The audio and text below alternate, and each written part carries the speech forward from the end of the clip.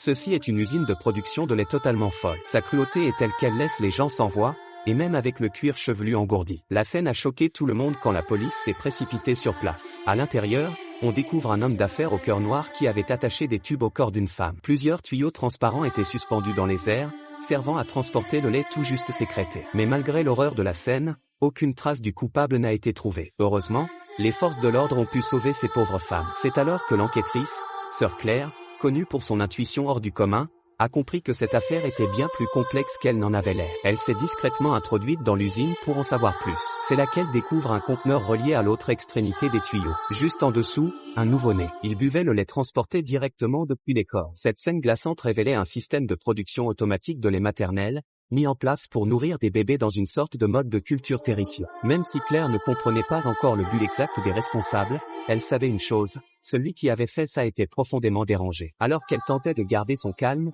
un bébé se mit à pleurer au loin. Sa collègue, Sœur Anna, maîtrisant sa peur, s'approcha lentement pour enquêter. Mais ce qu'elle découvrit la figea sur place, les murs étaient couverts de photos d'elle-même. Il était désormais évident que ces marchands d'horreur visaient Claire. Leur but ultime, l'enlever et la transformer, elle aussi, en machine à produire du lait. Mais avant même qu'elle ne puisse prévenir ses coéquipiers, une lame glaciale vint frôler sa gorge. À cet instant critique, un souvenir remonta dans l'esprit de Claire, toutes ses vies arrachées à l'horreur. C'est pour ça qu'elle était devenue leur cible.